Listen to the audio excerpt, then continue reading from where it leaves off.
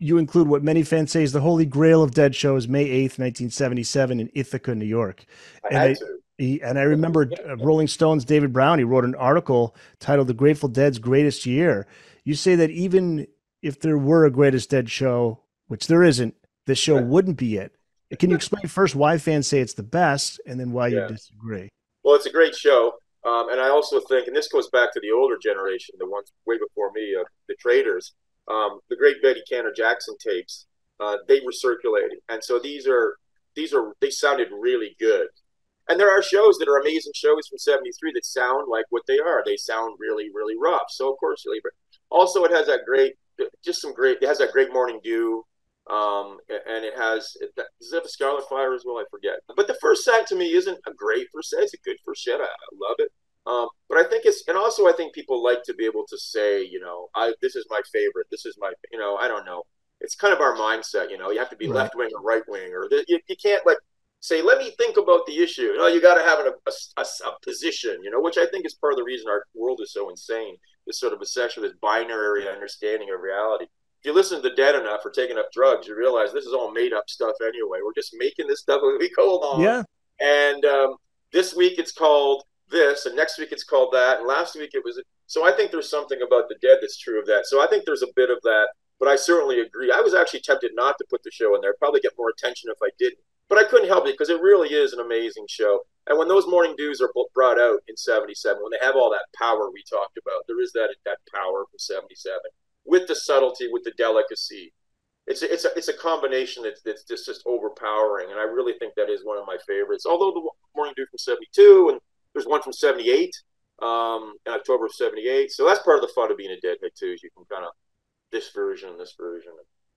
The last show of the 70s in the book is New Year's Eve, Yeah, 1978, Winterland Arena, San Francisco. And you leave with, quote, the end of the year, the end of an era, the end of the line. The show goes all the way into the morning hours and Morning Dew, by the way. They play that at 4 a.m. or around 4 a.m. Bill Graham offers breakfast for 5,000 people, and everyone went home with the sun in the sky. It's amazing. Now, not only Winterland closing down, but this the end of the Grateful Dead at its peak from a consistent night in, night out aspect?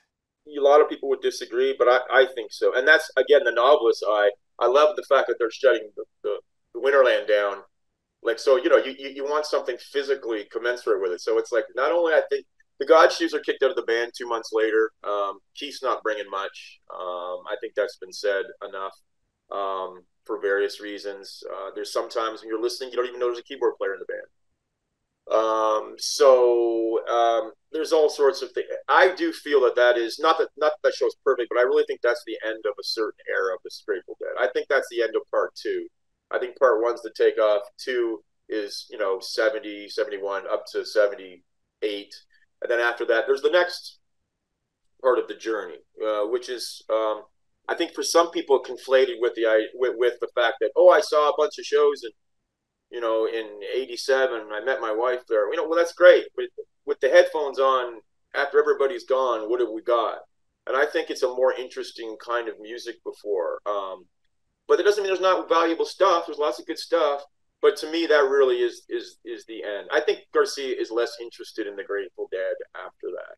And I know Yeah, he gets better, he gets healthy. There's Spring of '90 is highly heralded. There's some great shows, right. but I just think that it's not everything to him anymore. And I think for better or for worse, we need our artists, our athletes, whatever, to be totally obsessive. To like think there's nothing more important. Although that's not true, we need them to believe that for us to kind of find that thing.